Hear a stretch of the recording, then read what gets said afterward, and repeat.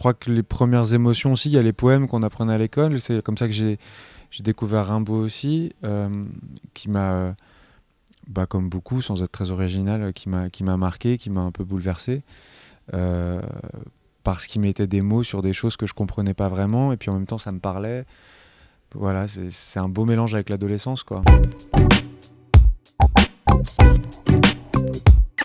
Bon, c'est le livre qui me revient toujours à chaque fois que j'en parle. Donc je pense que c'est L'écume des jours, en fait, de Boris Vian. Et j'ai découvert ce livre d'abord dans la lecture. Il y a une façon très ludique l'histoire se déroule de façon très ludique, très imagée. Et je pense que c'est ça qui plaît beaucoup aux enfants et que moi qui me plaît encore aujourd'hui. C'est que c'est très facile de se plonger dans cet univers qui s'est inventé.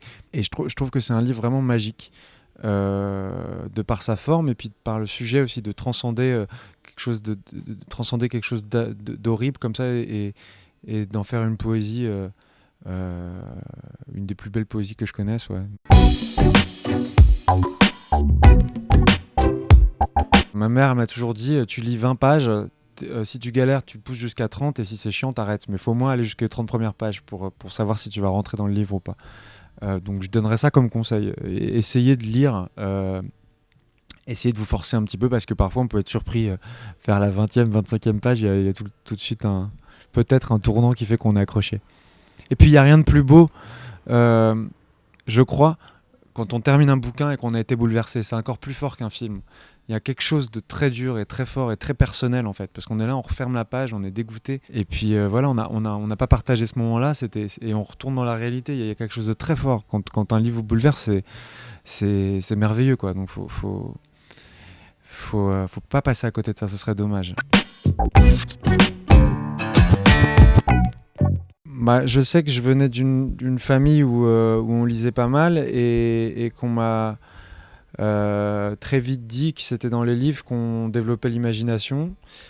Et je me souviens me plonger dans des bouquins ou même des BD, même des trucs bizarres, genre des livres de découvertes animalières ou des trucs comme ça, des reportages, des bouquins qu'il y avait comme ça chez ma grand-mère, où à chaque fois que j'allais là-dedans, je savais que j'allais apprendre quelque chose, mais c'était pas apprendre au sens chiant de l'école, c'était apprendre, découvrir, en fait. Voilà, c'était plus découvrir vraiment, comme si on découvrait par soi-même, comme si on était les premiers à lire ce livre ou à prendre ce truc qui était sur l'étagère depuis longtemps.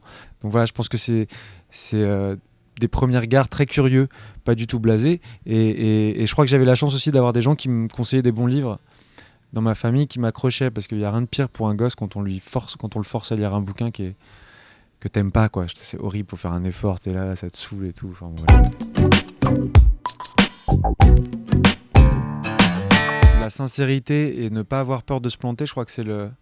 Oui, je crois que voilà, y aller avec sincérité, et se plonger dans l'imagination, aller au fond des choses.